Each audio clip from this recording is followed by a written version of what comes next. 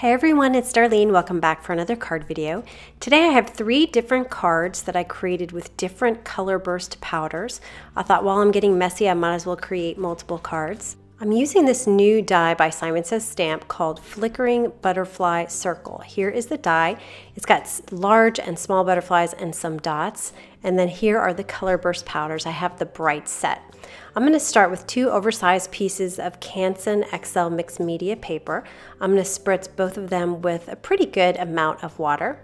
And I'm going to take my blue color first.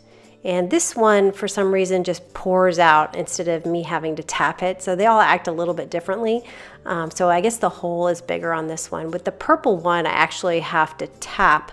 I tap it with my finger to get drops to come out. So I actually have quite a bit of powder on this piece of paper. Now I'm also going to drop the powder on this other piece while I'm at it. I'm going to have some yellow here, and this one I also have to tap. It doesn't really pour out.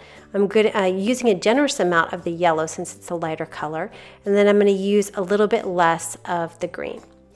So now I'm going to move that yellow and green one out of the way, and I'm going to spritz my purple and blue one with a ton of water. I always use a lot of water with the color burst powders. It doesn't really dilute it at all. It still stays really vibrant, but it gets the colors moving around. Now once I have my water laid down, I usually take a brush. This is actually a dry brush because I have so much water on my paper, and I just move the color around to sort of fill in any areas that don't have enough color, or blend the purple and blue together where I just want them to be combined a little bit more. And I'm also going to push the color out to the edge of the cardstock. That way I have a much larger area to work with. So I'm just going to move that all the way around. You can see how much water is on this piece of cardstock. This cardstock is actually pretty thin, so it does warp quite a bit, but the nice thing is that because it's thin, it'll take the shape of the paper that I adhere it to, so it'll straighten out a lot easier. I'm going to use a tissue to just clean up my craft mat a little bit, and then I'm going to pull up some of those big pools of water with this tissue. And what I like about it is that it removes some of those areas that are really, really dark, but then it also adds some texture, a little bit of texture to the cardstock. So I really love doing this. You can see how pretty it looks. And I'm going to put this off to the side to dry and work on my next one. So I'm going to put all my water on this, and I didn't have as much powder as the other one, so it's not going to be quite as dark. But I want to be careful about blending these colors and moving them around because I don't want some of this yellow to go away, because the more you blend it, the more the yellow is going to disappear. So I'm going to do that same thing with the tissue here, and I'm going to pull up some of the color, and you can see it definitely is lighter than my other one. Also notice that the dark concentrated areas of the powder that hasn't moved very much are very prominent because the rest of it is so light. So what I'm doing is I'm just dropping a little bit of water on those spots to loosen up my powder, and then I'm going to spray it again here and then go through that same process of picking up some of this water, and I'll get that texture with it. Now I also wanted a little bit more yellow, so I'm going to drop some more yellow on this, and you can see that when you drop it on top and I spray it, it really actually does work to put some new powder that's lighter onto some darker powder. So I'm going to keep working on this. I probably did a little bit too much on this because now I'm going to grab my brush and move it around a little bit. So you can keep working on it. There's kind of an endless amount of work you can do on this, and at some point you just have to say, okay, that's it. All right, so I decided I'm going to stop there and let those dry. I'm going to take my butterfly circle and I'm going to make it equidistant on the top and each side. And I also saved all of the white pieces that came out. Now I'm going to make sure I don't have any powder left over on the surface because I'm going to use my Versamark ink pad, and I don't want to get any color burst powder on it.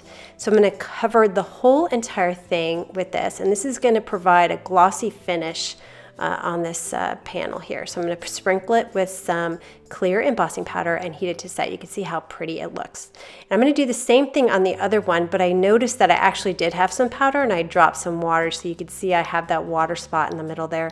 But it's not a big deal because I'm going to die cut it out. So here is my finished green and yellow piece. And now I'm going to select the area that I want to cut out to go behind my butterfly. So I'm just going to mark this, and then I'll run it through the trimmer. And while I was positioning this, I made a pencil mark right there in the corner so I would know where to place it back because I looked at it from the front and got the ideal location.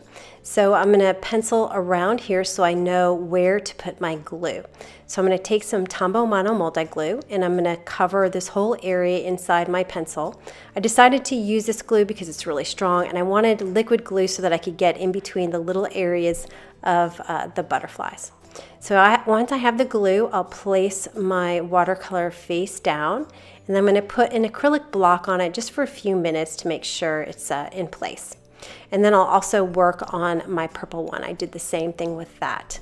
I'm pulling one sentiment from the Sketchy Banners greeting by Simon Says Stamp and the other from the Scribbled Flowers by Altenew.